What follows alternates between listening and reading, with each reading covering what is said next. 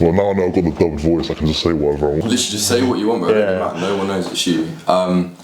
So obviously we talked about in the gym before about body dysmorphia. Before I asked you about steroids, you was telling me you was anorexic and skinny. Yeah. So you want to talk a bit more about that? Like, how did you feel about all that? Well, it was normally like, as soon as I went into I didn't really realise how skinny I was until I went into secondary school, and then everyone else was I was taller than most people in year 7 by quite a bit, to be honest.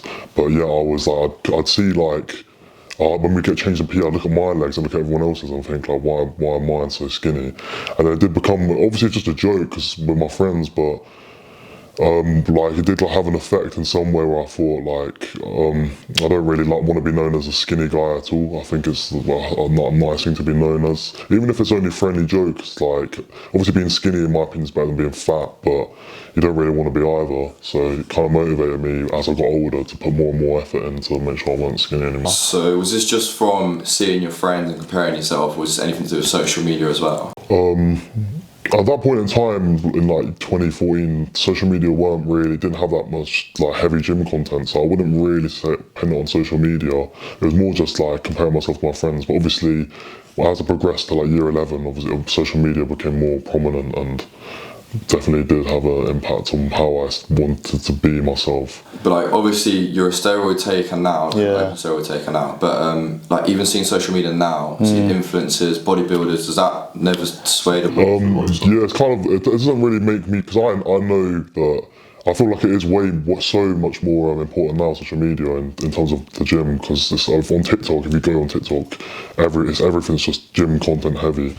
But I know for a fact that there's influencers out there and people like that, not even influencers, just normal people even, who take steroids but they're not open about it. And a lot of their content is you have to take it with a pinch of salt, because they're always under the best lighting with a pump. Like obviously when they wake up in the morning, they probably don't look anything like that. And I feel like if you're aware of that, it won't really sway your but you want to take more steroids or less. You kind of have your mind of your own. So just speaking about steroids, you've been going to the gym for a while now anyway, but what sort of pushed you over the edge to take it? Why did you do it? I wouldn't really say, I feel like I was making okay progress, but nothing great. And then I started hanging around with more people, training with more people who were taking steroids, and then I thought, you know what, I like to take a risk, so I took a risk, and in my opinion, it's paid off. It paid off. You mentioned risk, but like I assume you're quite aware of the consequences. Yeah. Is it still worth the risk, do you think? Well, the dosage I'm on isn't in the bodybuilding world isn't even considered a harsh cycle. It's really quite light on the body. Hence why like my blood test results, my blood pressure have all came up pretty standard, pretty normal. So I before I took steroids, I assumed that the risk was far greater than it is, and it definitely is for the upper echelon of taking loads of steroids at once. But taking just the steroid like testosterone, like a mild dose, doesn't really give you much effects, and it's different for everyone anyway. So some people might get loads of side effects, whereas some person, or me, I've had none. I had one scare of getting growing breast tissue, but I took something called an Astrazole, and then that resolved it pretty quickly. So just tell me a bit more about your steroid cycle. How often do you have to inject yourself, and where? So you can do it into any muscle in the body really, but I choose to do it in my shoulder just because there's more androgen receptors in your shoulder, so which means it will just they'll grow themselves. Whereas doing it in your, obviously some people do it in their bum, but I don't really want to do that, and I feel like I find myself a bit uncomfortable doing that anyway. Like going in the mirror and injecting my bum, it just seems a bit weird. Whereas doing it in the shoulder, just I don't know. As I demonstrated to you, like it's a pretty simple procedure, to be honest. But I do it every other day.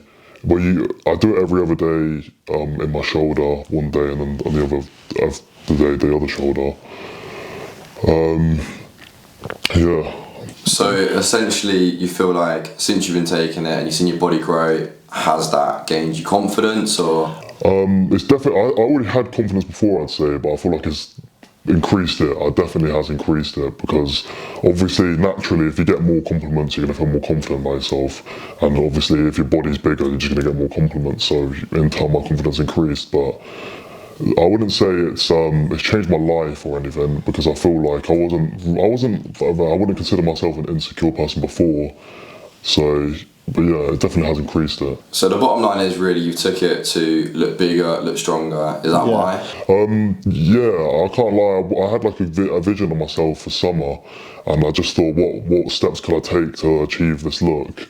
And I resorted to taking steroids. Yeah. So just final question, would you recommend taking it? No, I wouldn't recommend anyone to taking it, because it's like having another job almost. Like you've got, and it's a responsibility that some people wouldn't be willing to take. Obviously, it affects your liver, so you can't drink. Well, it's best. Well, yes, you can't drink alcohol, take any drugs. You can't. You have to limit your sugar intake, eat clean. And there's a lot of risks people are, well, not risks, but a lot of challenges people aren't willing to face. So unless you, basically I wouldn't recommend it to anyone, because I feel like no one will take those measures for themselves. And even I struggle sometimes, but I get it done. But that's another thing. Overall, I think since taking steroids, my quality of life and the way I treat my body in every other aspect is far superior to how I was before. Because I know that when I'm injecting myself with steroids, I think, oh, like this is quite damaging. Obviously, it is damaging. So in turn, I eat healthy, I don't drink alcohol, I don't take drugs. Whereas, say if you're doing all that stuff but without the steroids, in my opinion, that's a far more unhealthy lifestyle than the one I'm taking. Obviously, they're both not good, and you'd rather just live a balanced lifestyle, just a normal lifestyle, but that's just not the way the world is. And I know that the dosage you take isn't, as you said, as superior or as bad as Trent, for example, you mentioned. But even if I spoke to a health expert, or if you did, and they told you some of the side effects that you could still get, would that put you off? My brother's quite into his medicine, so he said a lot of things that put me off. But at the end of the day, it's just a choice, isn't it? Everyone has a choice, and everyone can take their own risks. And I've taken full responsibility for it. I wouldn't recommend anyone to do it, but it fits in with my life at the minute. Obviously, I'm not in it for the long term. I don't plan on competing, which might be a shock to people, because people often say, oh, don't take steroids unless you're planning to compete. But I'm just taking it because I like the risk and the rewards, and I think I'm reaping the rewards so far, whereas I'm not seeing any of the consequences. And I only plan to be on it for another 6 months. I'll be off it by the start of winter 2024. So that's all my questions, really. I appreciate it.